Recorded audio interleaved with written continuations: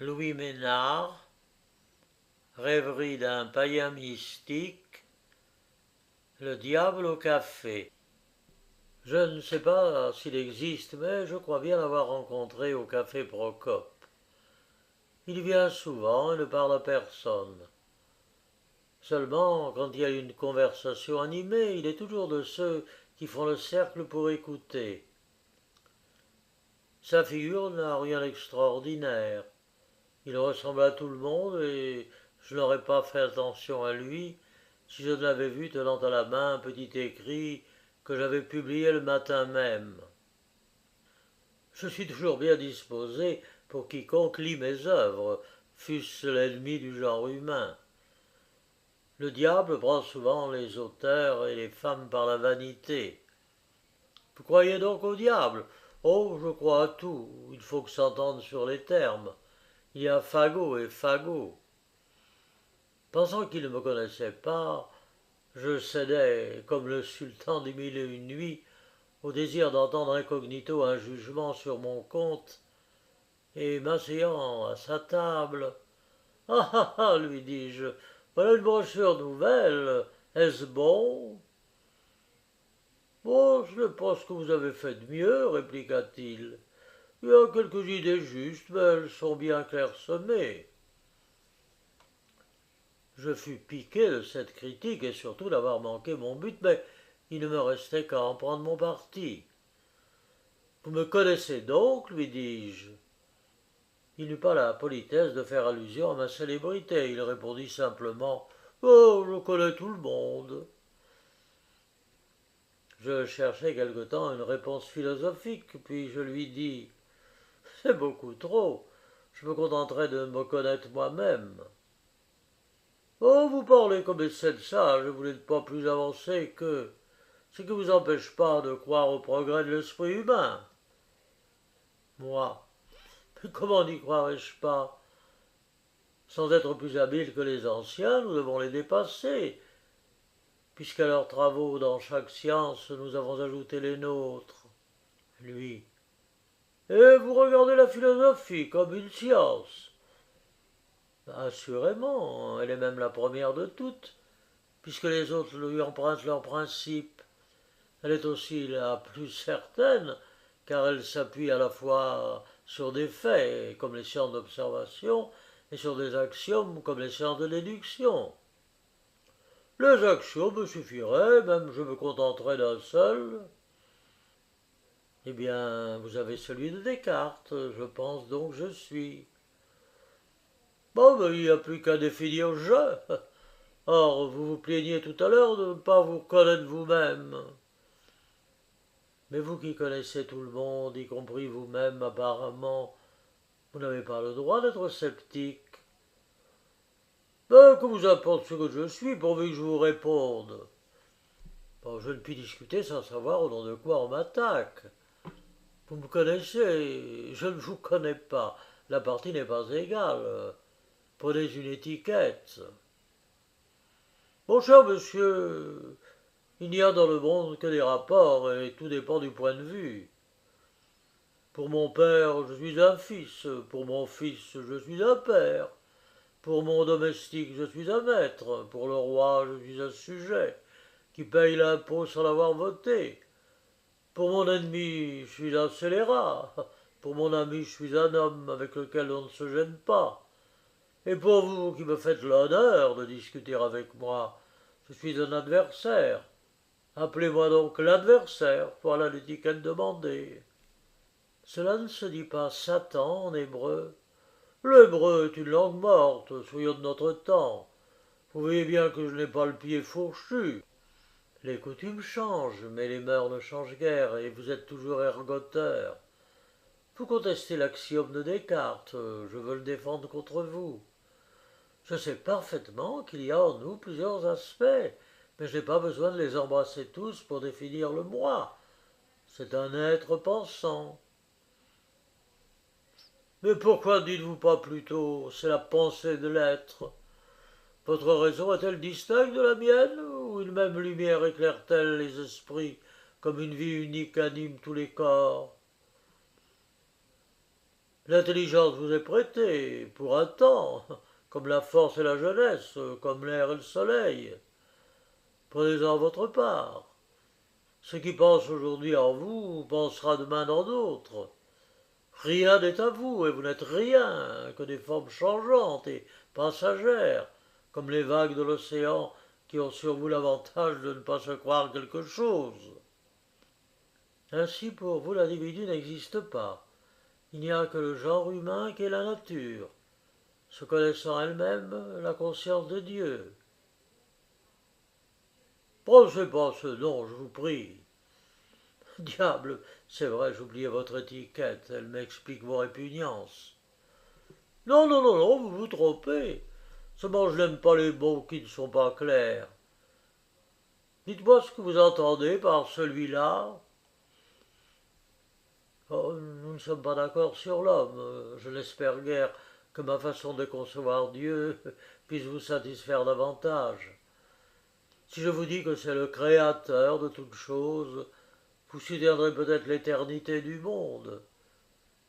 Si je l'appelle la cause première, vous me demanderez ce que c'est qu'une cause, et où nous arrêterons-nous? Donc je vous dirai donc simplement que Dieu est l'être parfait. Vous voulez dire l'idée de la perfection, car son existence est à démontrer. Mais la perfection implique l'existence. Encore un sophisme de Descartes. L'Antiquité avait des philosophes plus hardis et plus forts que vous. Pour eux, le bien, le parfait est supérieur à l'être. Il est cause de tout ce qui est, mais lui-même dédaigne d'exister. Mais comment peut-il donner l'existence sans la posséder? L'air qui fait vivre n'est pas vivant. Non, mais c'est un être. La vie n'est qu'une des formes de l'existence. Les éléments existent quoiqu'ils ne vivent pas. Mais les types n'existent pas, et tout existe en eux et par eux. Mais qu'est-ce qu'un type? La forme génératrice, le moule où sont coulés tous les individus d'un même genre. Bon, si vous n'avez rien de mieux à m'offrir que cette scolastique platonicienne, je persisterai à croire à l'existence de Dieu. La foi est une belle chose, mais quand on croit sans preuve, on est un mystique et non un philosophe. Mais je ne crois pas sans preuve. Toute œuvre suppose un ouvrier, l'admirable ordonnance de l'univers. Prenez garde de vous en ferrer. Vous parlez maintenant de l'ordre et de la beauté du monde, et tout à l'heure vous allez être obligé d'en imaginer un autre, où il n'y aura ni tigre, ni vipère, ni vieillesse, ni maladie. Un monde revu et corrigé, où le Créateur réparera les auteurs, erreurs qu'il a commises dans celui-ci. Oh, n'anticipons pas, s'il vous plaît, et laissez-moi m'enferrer à mon aise. Vous avez une singulière façon de discuter. Vous enjambez toutes les questions, vous éludez toutes les difficultés. Mais vous avez trop beau jeu à battre en brèche mes croyances. Je ne puis vous rendre l'appareil, puisque je ne connais pas les vôtres. Oh, si je vous scandalise, jetez-moi quelques gouttes d'eau bénite, et je me tairai. C'est une formule d'exorcisme à la portée des simples. Moi, un peu honteux de ma sortie, je ne crains pas la discussion, mais je crains la Bastille. Nous sommes ici dans un lieu public et la police a des oreilles partout. Et vous prétendez débarrasser du Moyen-Âge? Vous devez bien vous apercevoir vous-même d'un petit progrès. On ne brûle plus que rarement, vos amis les sorciers. Mais on empêche de parler ceux qui ne pensent pas comme tout le monde. Oh, ce n'est pas ma faute, je vous prie de le croire. Continuons, car je ne veux pas vous laisser maître du champ de bataille. Seulement, parlons plus bas. Je soutiens que la création suppose une intelligence souveraine. Et qu'avez-vous à répondre? Rien. L'ouvrier s'appellera Dieu si son œuvre est bonne. Et si elle est mauvaise, nous le nommerons le diable. S'il y a du mal et du bien, Nous soupçonnerons une collaboration. J'aurais dû me douter que vous étiez manichéen. Mais après avoir nié mon existence et celle de Dieu, vous n'espérez pas me faire croire à la vôtre. Non, je ne vous y force pas, mais je vous prie de m'expliquer le mal. La douleur est une conséquence nécessaire de la sensibilité physique. Le vice est une conséquence nécessaire de la liberté morale. Vous voilà revenu à cette nécessité que les anciens plaçaient au-dessus de tous les dieux. Mais que devient alors la toute-puissance divine? Elle n'est limitée que par l'absurde. Il n'y a d'impossible à Dieu que ce qui est contradictoire. Je ne suis pas assez cartésien pour croire que 2 et 2 feraient 5 s'il l'avait voulu. Puisque lui seul est parfait, son œuvre ne peut être sans défaut. Elle serait son égale. Mais le mal est seulement l'absence du bien. Vous n'êtes qu'une négation, vous n'existez pas.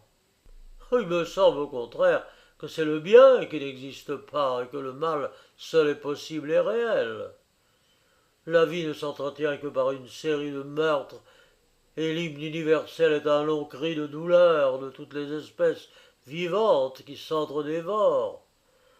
L'homme, le roi, les détruit toutes. Il faut des millions d'existences pour entretenir la vôtre.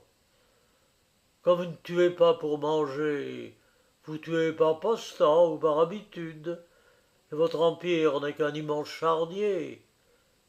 Y êtes-vous heureux, du moins? Y régnez-vous en paix? Non. Vous ne songez qu'à vous déchirer les uns les autres. La guerre, l'oppression, la violence, toutes les injustices et toutes les tyrannies remplissent l'histoire, et ce sera ainsi jusqu'à la fin. Le mal moral qui est votre œuvre dépasse en horreur le mal physique qui vous écrase. Contre l'un et contre l'autre, vous n'avez trouvé d'autre remède que de lâches prières qui montent inutilement vers les indifférentes étoiles. Vous tenez à la vie que vous savez mauvaise. Vous voudriez la prolonger au-delà de la tombe et vous rêvez là-haut un monde fantastique et rempli de contradictions. Vous en retranchez la mort, condition nécessaire de la vie, et la lutte éternelle contre le mal, sans laquelle il n'y a pas de vertu. Toujours blasphémateur et ennemi des hommes, mais qu'est-ce que vous concluez de tout cela? Que le mal étant réel et le bien impossible, vous avez tort de m'appeler une négation.